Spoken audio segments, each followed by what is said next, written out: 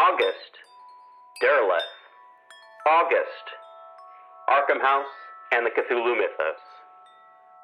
This is the first of the month will be an audio recreation of the first edition of The Outsider and Others. The first glimpse the public gets of HP Lovecraft's skill as a writer of horror. Just like Bierce, I'm not going to list what's in the episode, so I just hope you enjoy today's surprise. Brought to you by BunnySlippers.com. Check out the brand new Dino Sound Slippers. Slippers make a roaring sound every couple of steps. Soft plush uppers, foam footbeds, grip slippers so that you don't fall on your ass when you're skulking around the house at 3 a.m. Alright, and let's see, what else do we have? We also have, check out Dave's Corner of the Universe every last Tuesday of the month, part of our monthly Cthulhu Mythos and other weirdness episodes, or go to his blog at davescorneroftheuniverse.wordpress.com. And yeah, I have to say, check out Dave's Corner of the Universe, all kinds of fun stuff. If you like role-playing games, he just recently made stats for Ambrose Bierce, part of last month's Ambrose Bierce month. So yeah, check that out. And also help support the show by buying a shirt, pgttcm.threadless.com.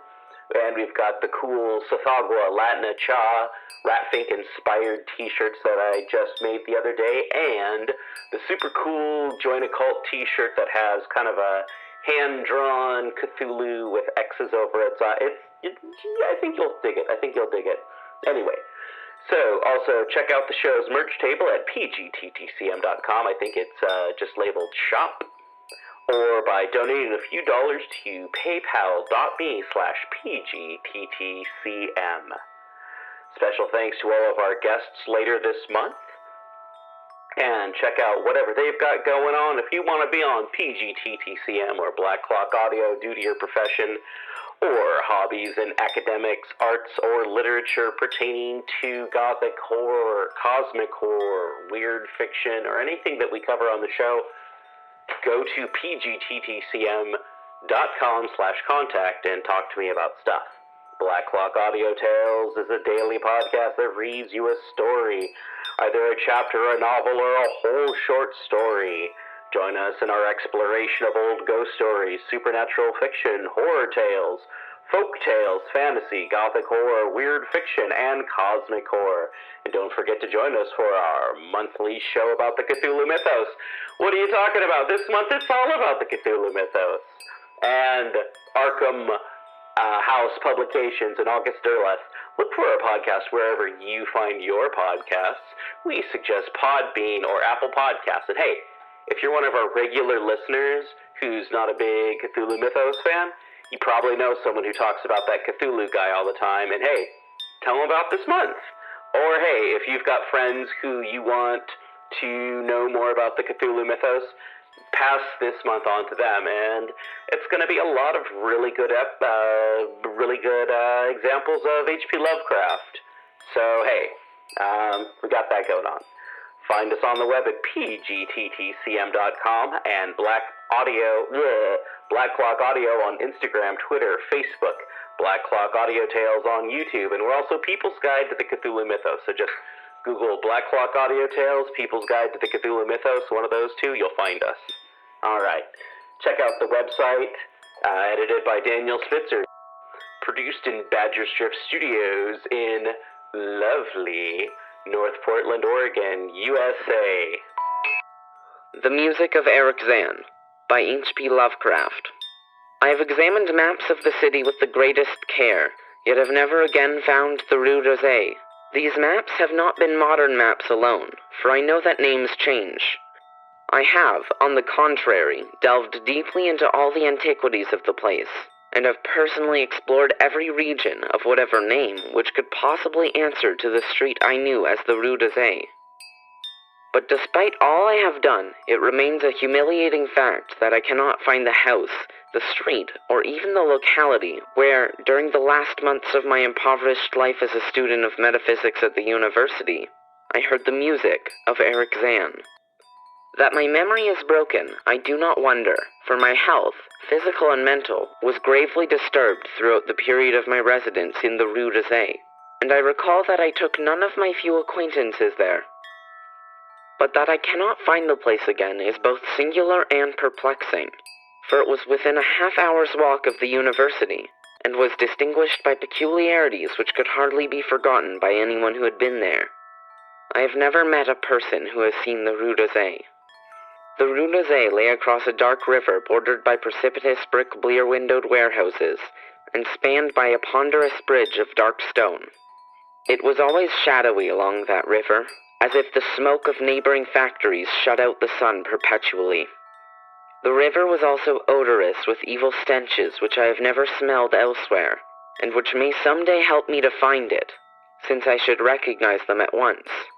Beyond the bridge were narrow cobbled streets with rails, and then came the ascent, at first gradual, but incredibly steep as the Rue des Aix was reached.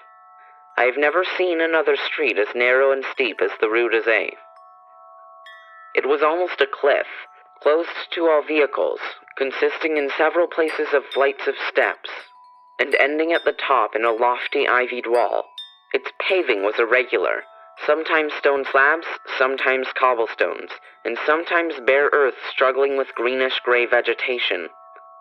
The houses were tall, peaked-roofed, incredibly old, and crazily leaning backward, forward, and sidewise. Occasionally, an opposite pair, both leaning forward, almost met across the street like an arch, and certainly they kept most of the light from the ground below. There were a few overhead bridges from house to house across the street. The inhabitants of that street impressed me peculiarly. At first I thought it was because they were all silent and reticent, but later decided it was because they were all very old. I do not know how I came to live on such a street, but I was not myself when I moved there. I had been living in many poor places, always evicted for want of money, until at last I came upon that tottering house in the Rue des Aix kept by the paralytic Blandot. It was the third house from the top of the street, and by far the tallest of them all. My room was on the 5th story, the only inhabited room there, since the house was almost empty. On the night I arrived, I heard strange music from the peaked garret overhead, and the next day asked old Blandot about it. He told me it was an old German viol player, a strange, dumb man who signed his name as Eric Zahn, and who played evenings in a cheap theater orchestra.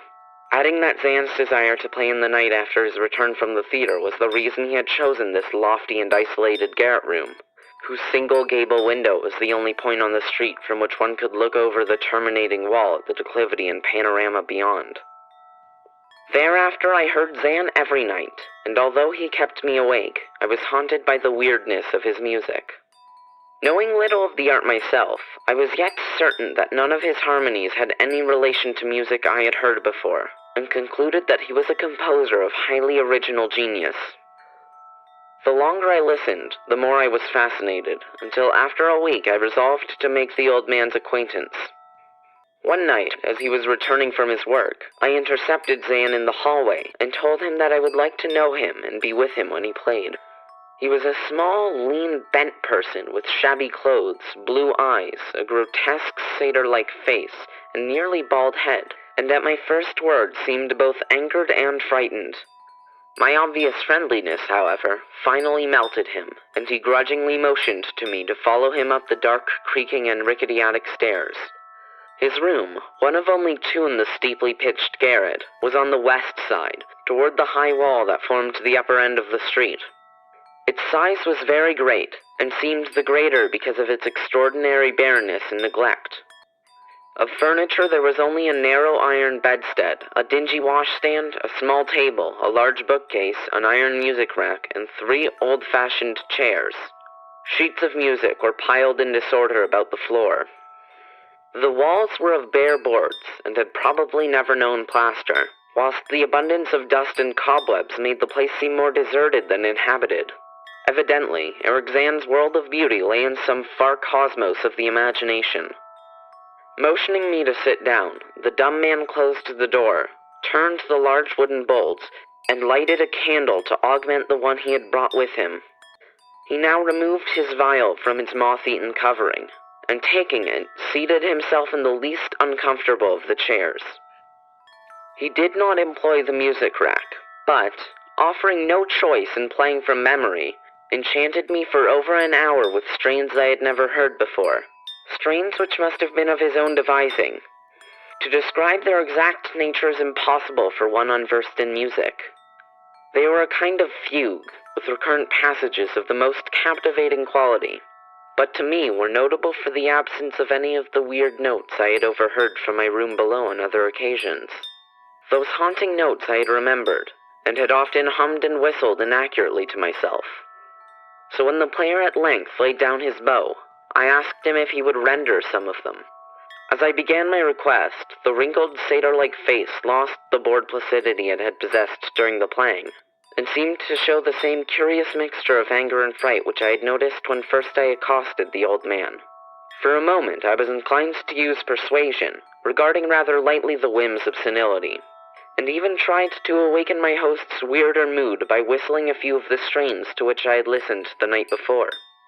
But I did not pursue this course for more than a moment, for when the dumb musician recognized the whistled air, his face grew suddenly distorted with an expression wholly beyond analysis, and his long, cold, bony right hand reached out to stop my mouth and silence the crude imitation.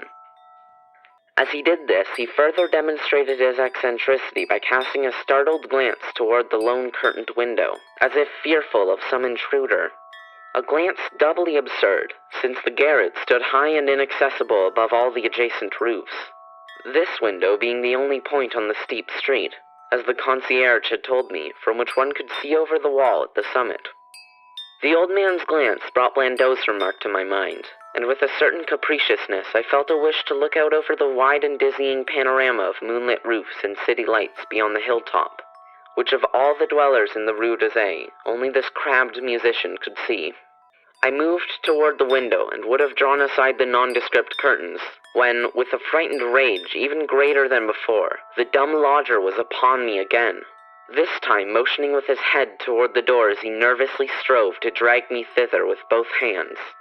Now thoroughly disgusted with my host, I ordered him to release me, and told him I would go at once. His clutch relaxed, and as he saw my disgust and offense, his own anger seemed to subside. He tightened his relaxing grip, but this time in a friendly manner, forcing me into a chair, then with an appearance of wistfulness crossing to the littered table, where he wrote many words with a pencil, in the labored French of a foreigner. The note which he finally handed me was an appeal for tolerance and forgiveness. Zan said that he was old, lonely, and afflicted with strange fears and nervous disorders connected with his music and other things. He had enjoyed my listening to his music, and wished I would come again and not mind his eccentricities.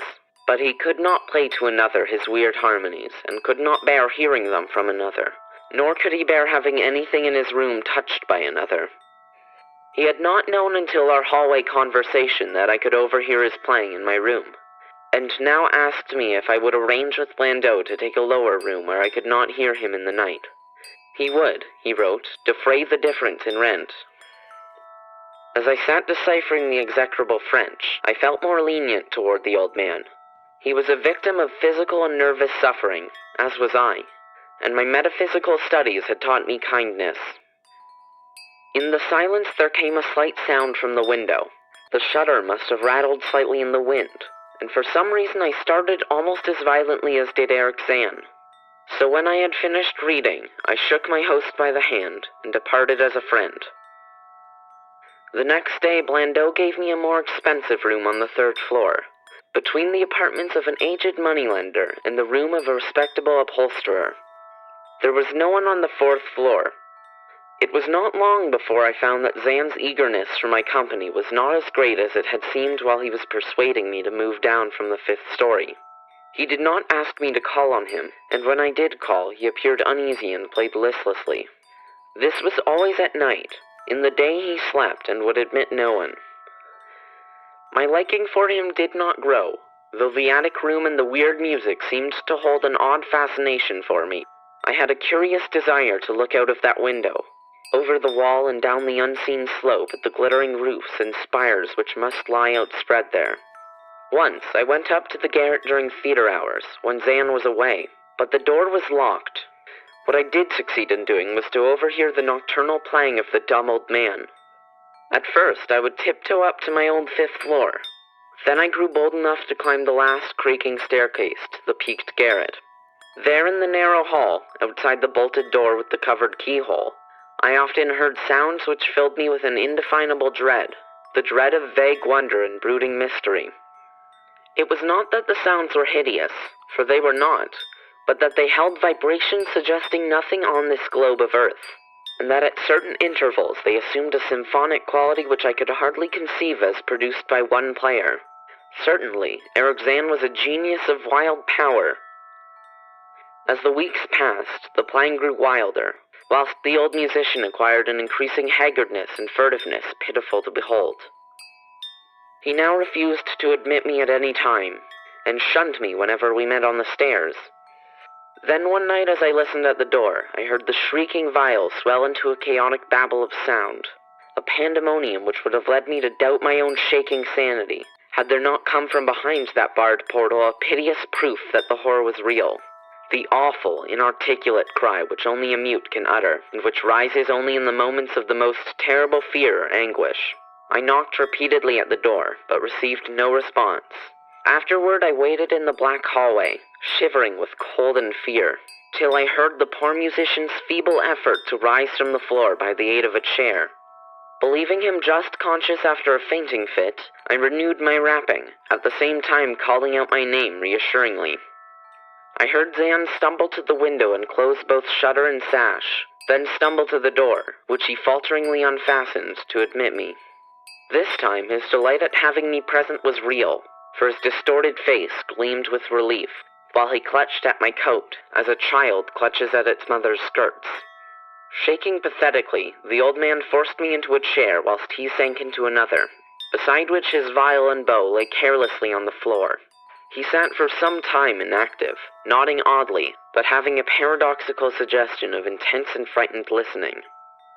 Subsequently, he seemed to be satisfied, and crossing to a chair by the table, wrote a brief note, handed it to me, and returned to the table, where he began to write rapidly and incessantly. The note implored me in the name of mercy and for the sake of my own curiosity to wait where I was while he prepared a full account in German of all the marvels and terrors which beset him. I waited, and the dumb man's pencil flew. It was perhaps an hour later, while I still waited, and while the old musician's feverishly written sheets still continued to pile up, that I saw Zan start as from the hint of a horrible shock. Unmistakably, he was looking at the curtained window and listening shudderingly. Then I half fancied I heard a sound myself, though it was not a horrible sound, but rather an exquisitely low and infinitely distant musical note, suggesting a player in one of the neighboring houses, or in some abode beyond the lofty wall over which I had never been able to look. Upon Zan the effect was terrible, for, dropping his pencil, suddenly he rose, seized his viol, and commenced to rend the night with the wildest playing I had ever heard from his bow, save when listening at the barred door. It would be useless to describe the playing of Eric Zan on that dreadful night. It was more horrible than anything I had ever overheard, because I could now see the expression of his face, and could realize that this time the motive was stark fear. He was trying to make a noise, to ward something off or drown something out. What? I could not imagine, awesome though I felt it must be. The playing grew fantastic, denouce, and hysterical, yet kept to the last the qualities of supreme genius which I knew this strange old man possessed. I recognized the air. It was a wild Hungarian dance popular in the theaters, and I reflected for a moment that this was the first time I had ever heard Zan play the work of another composer. Louder and louder, wilder and wilder, mounted the shrieking and whining of that desperate viol. The player was dripping with an uncanny perspiration and twisted like a monkey, always looking frantically at the curtained window. In his frenzied strains I could almost see shadowy satyrs and bacchanals dancing and whirling insanely through seething abysses of clouds and smoke and lightning. And then I thought I heard a shriller, steadier note that was not from the viol, a calm, deliberate, purposeful mocking note from far away in the west. At this juncture, the shutter began to rattle in a howling night wind, which had sprung up outside as if in answer to the mad playing within. Zan's screaming vial now outdid itself, emitting sounds I had never thought a vial could emit. The shutter rattled more loudly, unfastened, and commenced slamming against the window. Then the glass broke shiveringly under the persistent impacts, and the chill wind rushed in, making the candles sputter and rustling the sheets of paper on the table where Zan had begun to write out his horrible secret. I looked at Zan and saw that he was past conscious observation.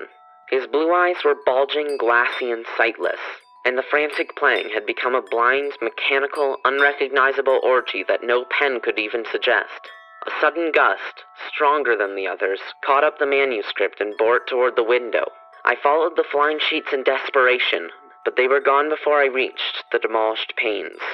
Then I remembered my old wish to gaze from this window, the only window in the Rue d'Azay from which one might see the slope beyond the wall, and the city outspread beneath. It was very dark, but the city's lights always burned, and I expected to see them there amidst the rain and wind. Yet when I looked from that highest of all gable windows, looked while the candles sputtered and the insane vial howled with the night wind, I saw no cities spread below, and no friendly lights gleamed from remembered streets, but only the blackness of space illimitable, unimagined space alive with motion and music, and having no semblance of anything on earth. And as I stood there looking in terror, the wind blew out both the candles in that ancient peaked garret, leaving me in savage and impenetrable darkness with chaos and pandemonium before me, and the demon madness of that night-bang vial behind me. I staggered back in the dark, without the means of striking a light, crashing against the table, overturning a chair, and finally groping my way to the place where the blackness screamed with shocking music. To save myself and Eric Zan, I could at least try, whatever the powers opposed to me. Once I thought some chill thing brushed me, and I screamed, but my scream could not be heard above that hideous vial. Suddenly, out of the blackness, that madly sawing bow struck me, and I knew I was close to the player. I felt ahead, touched the back of Zan's chair, and then found and shook his shoulder in an effort to bring him to his senses. He did not respond, and still the vial shrieked on without slackening. I moved my hand to his head, whose mechanical nodding I was able to stop, and shouted in his ear that we must both flee from the unknown things of the night. But he neither answered me, nor abated the frenzy of his unutterable music, while all through the garret strange currents of wind seemed to dance in the darkness and babble. When my hand touched his ear, I shuddered, though I knew not why till I felt the still face, the ice-cold, stiffened, unbreathing face whose glassy eyes bulged uselessly into the void. And then, by some miracle, finding the door and the large wooden bolt, I plunged wildly away from that glassy-eyed thing in the dark, and from the ghoulish howling of that accursed vial, whose fury increased even as I plunged. Leaping, floating, flying down those endless stairs through the dark house, racing mindlessly out into the narrow, steep, and ancient street of steps and tottering houses, clattering down steps and over cobbles to the lower streets, and the putrid, canyon-walled river, panting across the great dark bridge to the broader, healthier streets and boulevards we know. All these are terrible impressions that linger with me, and I recall that there was no wind, and that the moon was out, and that all the lights of the city twinkled. Despite my most careful searches and investigations, I have never since been able to find the Rue d'Azay, but I am not wholly sorry, either for this or for the loss in undreamable abysses of the closely written sheets which alone could have explained the music of Eric Zan. Hey everyone, thank you again for listening to the show. We're not done. We've got more Lovecraft coming up, but just a reminder to rate, review, and subscribe if you're enjoying the show. If you have any suggestions, you can contact me on Facebook at People's Guide to the Cthulhu Mythos and Black Clock Audio Tales. So, yeah, if you have any suggestions, anything you want to hear on the show, you want to read something, you want to be a guest on the show, hey, are you in Portland and want to be a guest on Welcome to Portland? Sit in the basement and drink beer and eat charcuterie and talk about yourself? Hey, I'm down for it. Go to pgttcm.com and check out Welcome to Portland. All right, back to the show. I saw him on a sleepless night when I was walking desperately to save my soul and my vision. My coming to New York had been a mistake. For whereas I had looked for poignant wonder and inspiration in the teeming labyrinths of ancient streets that twist endlessly from forgotten courts and squares and waterfronts to courts and squares and waterfronts equally forgotten, and in the cyclopean modern towers and pinnacles that rise blackly Babylonian under waning moons, I had found instead only a sense of horror and oppression which threatened to master, paralyze, and annihilate me.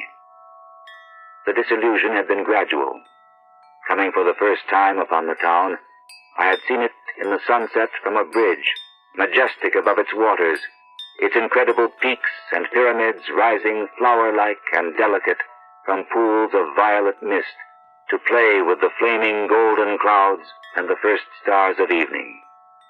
Then it had lighted up window by window above the shimmering tides where lanterns nodded and gilded and deep horns bayed weird harmonies, and itself became a starry firmament of dream, redolent of fairy music, and one with the marvels of Carcassonne and Samarkand and El Dorado and all glorious and half-fabulous cities.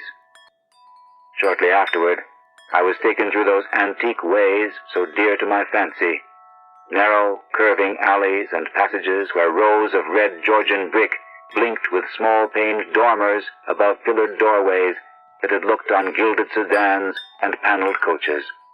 And in the first flush of realization of these long-wished things, I thought I had indeed achieved such treasures as would make me in time a poet. But success and happiness were not to be. Garish daylight showed only squalor and alienage, and the noxious elephantiasis of climbing, spreading stone, where the moon had hinted of loveliness and elder magic.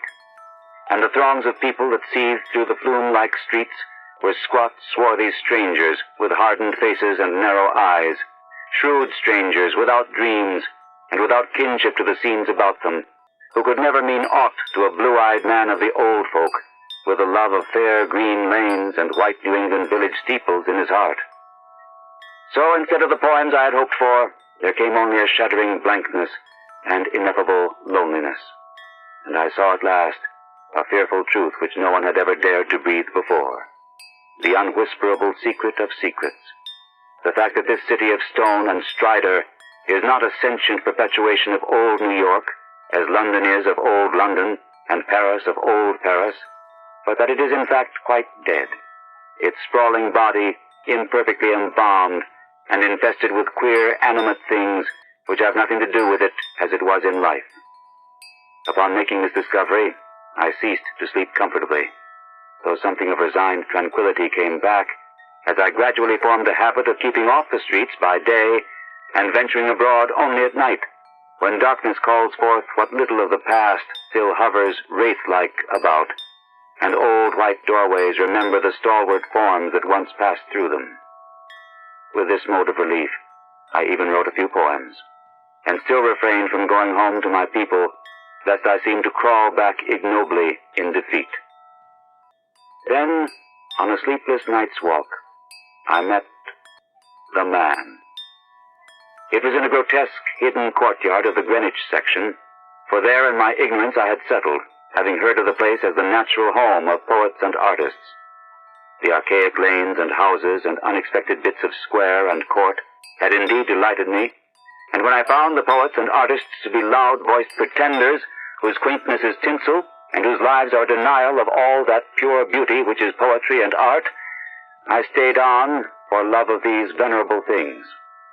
I fancied them as they were in their prime, when Greenwich was a placid village, not yet engulfed by the town, and in the hours before dawn, when all the revelers had slunk away, I used to wander alone among their cryptical windings and brood upon the curious arcana which generations must have deposited there. This kept my soul alive, and gave me a few of those dreams and visions for which the poet far within me cried out. The man came upon me at about 2 one cloudy August morning, as I was threading a series of detached courtyards, now accessible only through the unlighted hallways of intervening buildings, but once forming parts of a continuous network of picturesque alleys. I had heard of them by vague rumor, and realized that they could not be upon any map of today.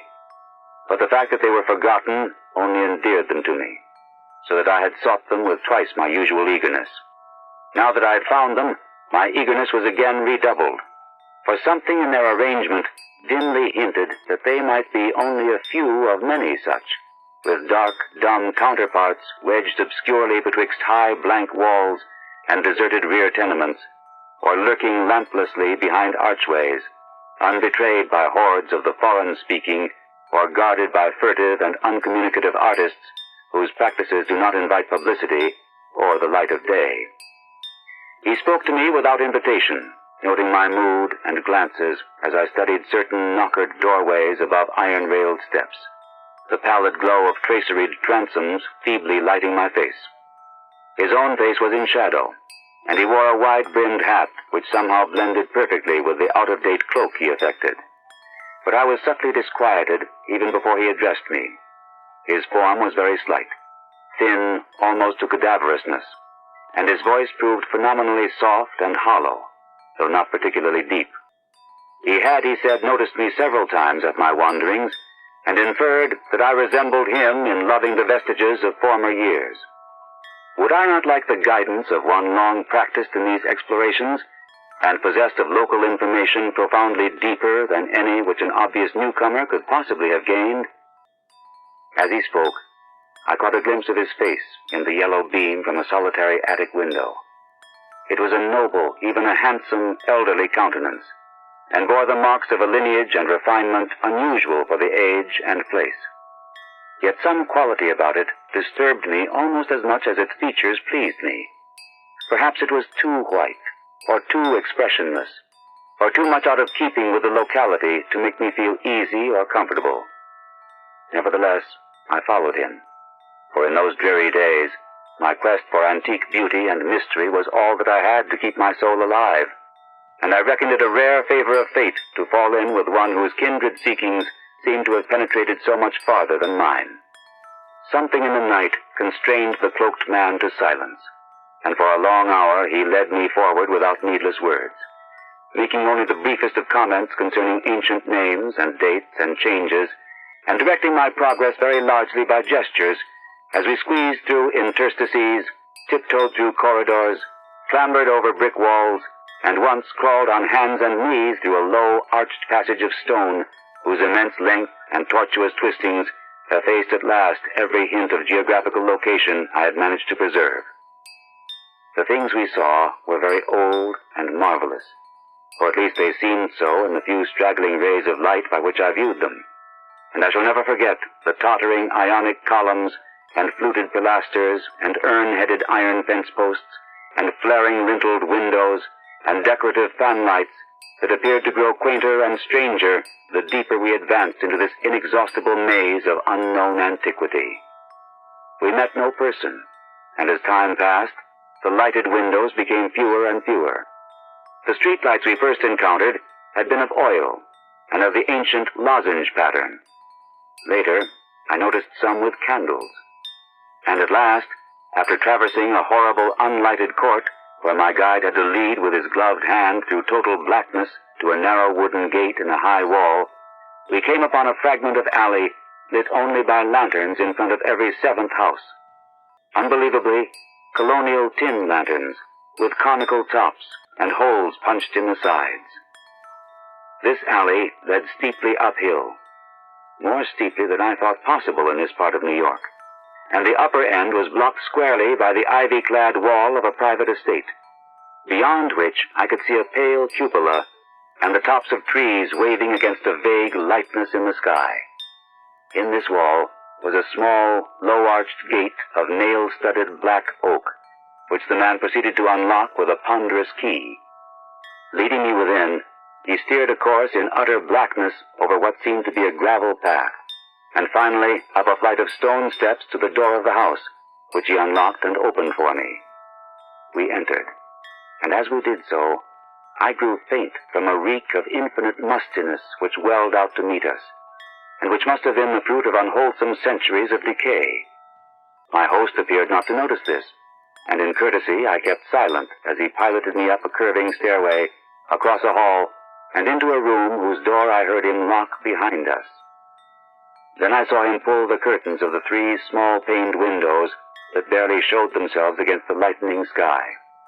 After which, he crossed to the mantel, struck flint and steel, lighted 2 candles of a candelabrum of 12 sconces, and made a gesture enjoining soft-toned speech. In this feeble radiance, I saw that we were in a spacious, well-furnished, and paneled library, dating from the first quarter of the 18th century, with splendid doorway pediments, a delightful Doric cornice, and a magnificently carved overmantel with scroll and urn top. Above the crowded bookshelves at intervals along the walls were well-wrought family portraits, all tarnished to an enigmatical dimness, and bearing the unmistakable likeness to the man who now motioned me to a chair beside the graceful Chippendale table. Before seating himself across the table from me, my host paused for a moment, as if in embarrassment, then, tardily removing his gloves, wide-brimmed hat, and cloak, stood theatrically revealed in full mid-Georgian costume, from queued hair and neck ruffles to knee breeches, silk hose, and the buckled shoes I had not previously noticed. Now, slowly sinking into a lyre-back chair, he commenced to eye me intently. Without his hat, he took on an aspect of extreme age, which was scarcely visible before, and I wondered if this unperceived mark of singular longevity were not one of the sources of my original disquiet.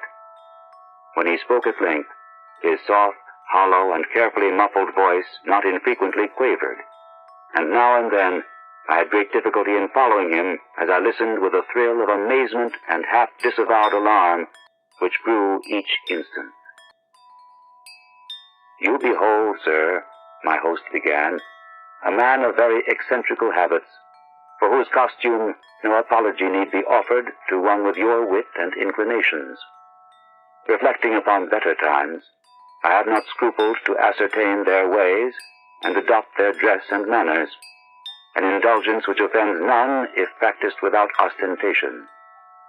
It hath been my good fortune to retain the rural seat of my ancestors, swallowed though it was by 2 towns, first Greenwich, which built up hither after 1800, then New York, which joined on near 1830. There were many reasons for the close keeping of this place in my family, and I have not been remiss in discharging such obligations. The squire who succeeded to it in 1768 studied certain arts and made certain discoveries, all connected with influences residing in this particular plot of ground, and eminently deserving of the strongest guarding. Some curious effects of these arts and discoveries I now purpose to show you under the strictest secrecy, and I believe I may rely on my judgment of men enough to have no distrust of either your interest or your fidelity." He paused, but I could only nod my head. I have said that I was alarmed, yet to my soul nothing was more deadly than the material daylight world of New York, and whether this man were a harmless eccentric or a wielder of dangerous arts, I had no choice save to follow him and slake my sense of wonder on whatever he might have to offer. So I listened.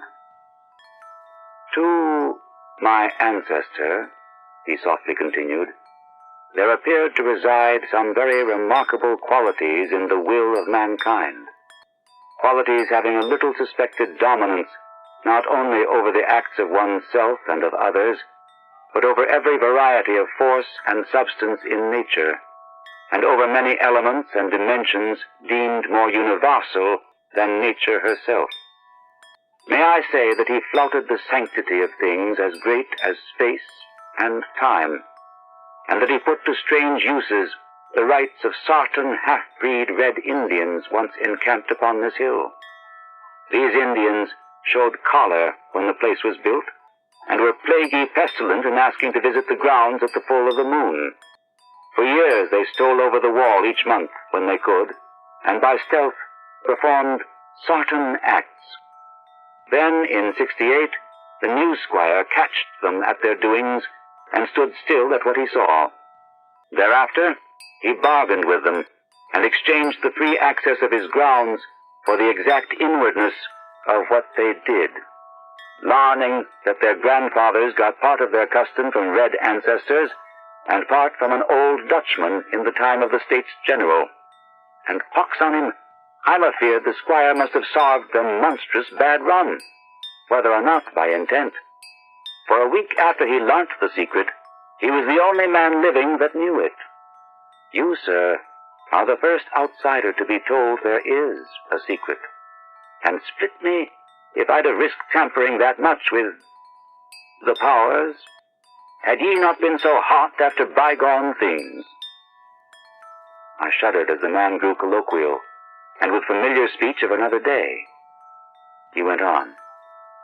But you must know, sir, that what the squire got from those mongrel salvages was but a small part of the learning he came to have. He had not been at Oxford for nothing, nor talked to no account with an ancient chemist and astrologer in Paris.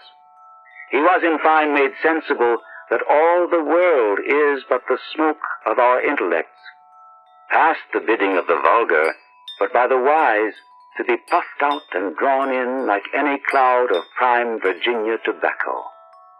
What we want, we may make about us, and what we don't want, we may sweep away. I won't say that all this is wholly true in body, but 'tis sufficient true to furnish a very pretty spectacle now and then. You, I conceive, would be tickled by a better sight of certain other years than your fancy affords you.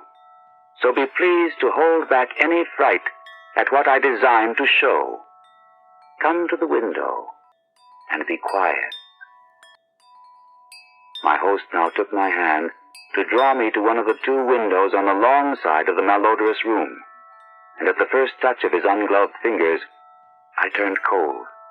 His flesh, though dry and firm, was of the quality of ice, and I almost shrank away from his pulling.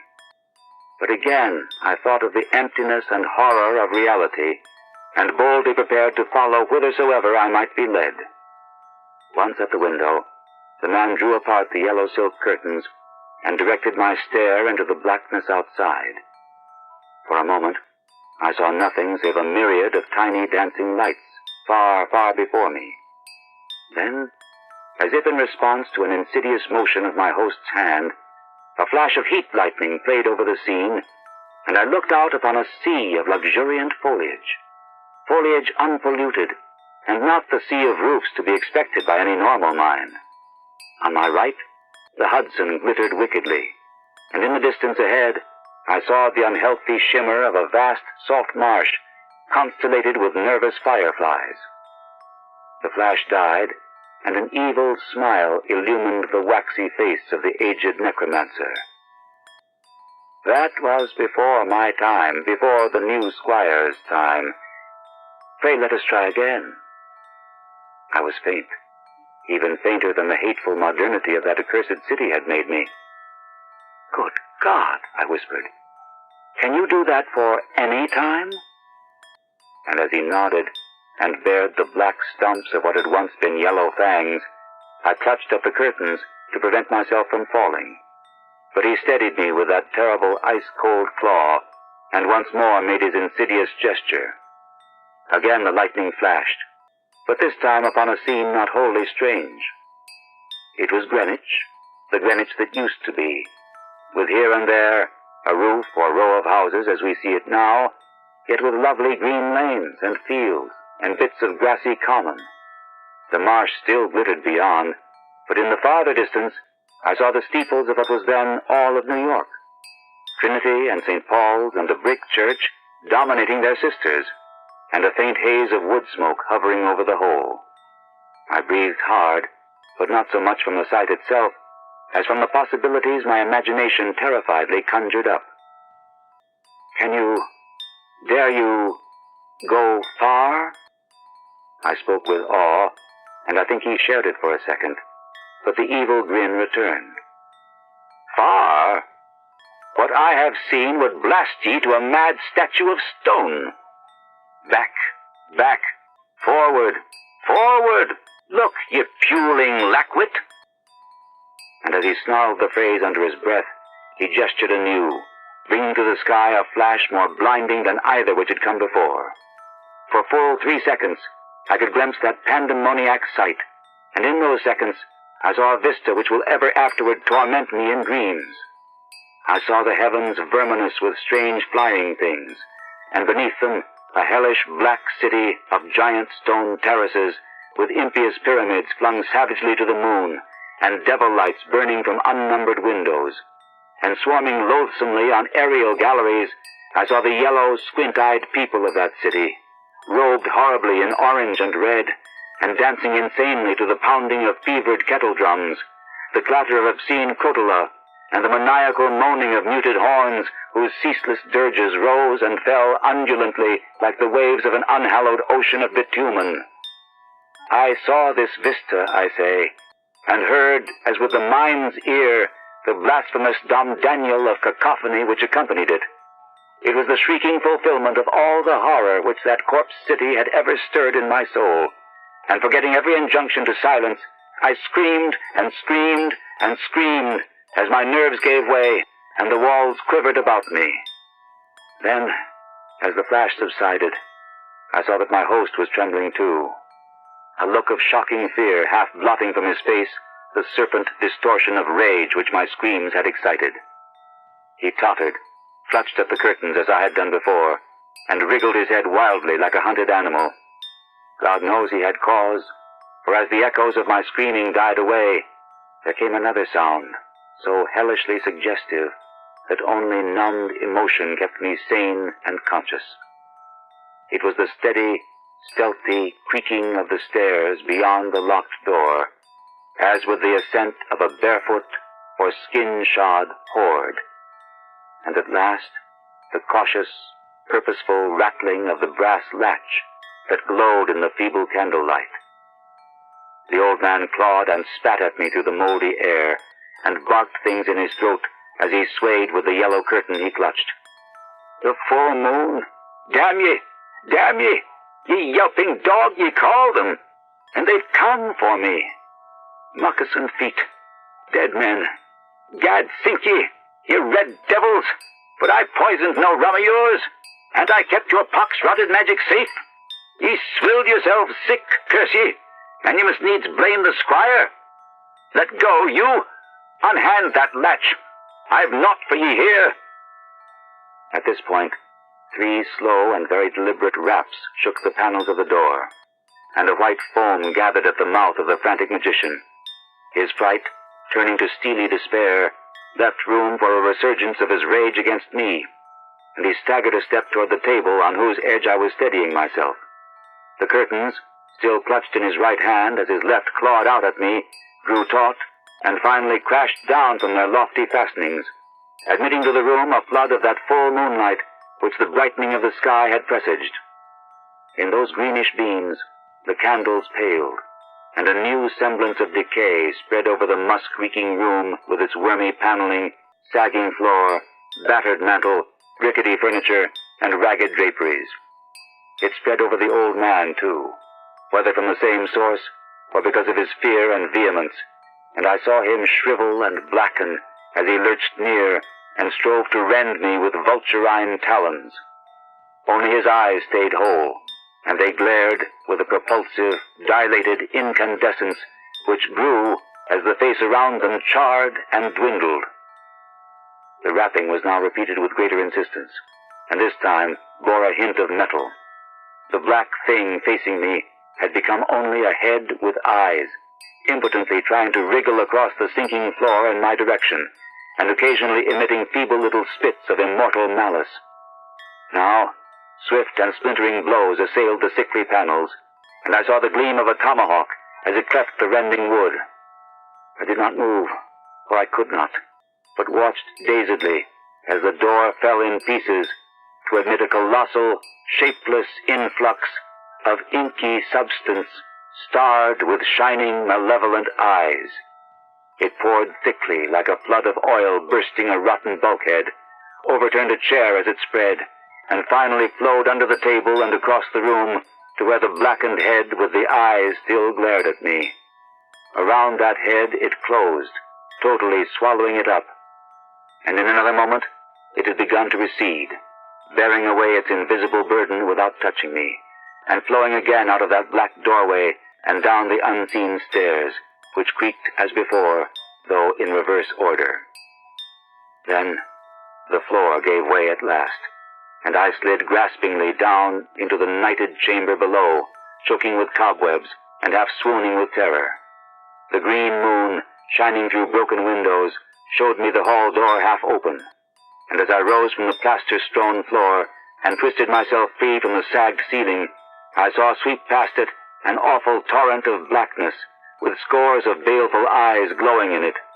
It was seeking the door to the cellar, and when it found it, it vanished therein.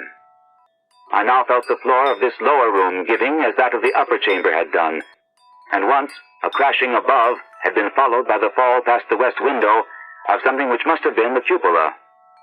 Now liberated for the instant from the wreckage, I rushed through the hall to the front door, and finding myself unable to open it, seized a chair and broke a window, climbing frenziedly out upon the unkempt lawn where moonlight danced over yard-high grass and weeds. The wall was high, and all the gates were locked, but moving a pile of boxes in a corner, I managed to gain the top and cling to the great stone urn set there. About me, in my exhaustion, I could see only strange walls and windows and old gambrel roofs. The steep street of my approach was nowhere visible, and the little I did see succumbed rapidly to a mist that rolled in from the river despite the glaring moonlight.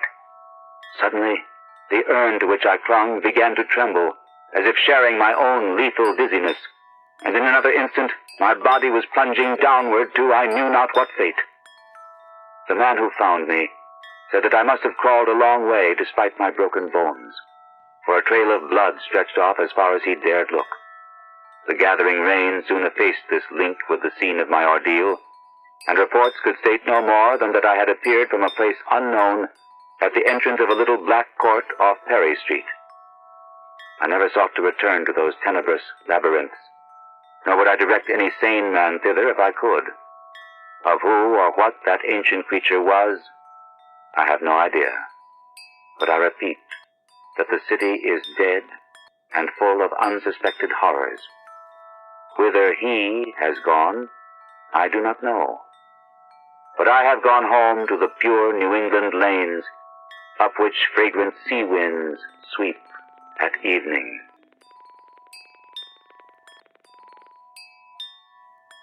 Hey everyone, thank you so much for listening to the whole episode, and I hope you all are having a great day, a great commute, a great whatever you're doing. I hope you make your flights on time. I hope you get to your next destination. I hope you have an awesome day at work. I hope your yard work all gets done. Thank you so much for listening. Share the show with your friends. Let everyone know about it. If you like the show, give us 5 stars wherever you listen to and rate podcasts. Tell your friends about it, and have yourselves a wonderful day.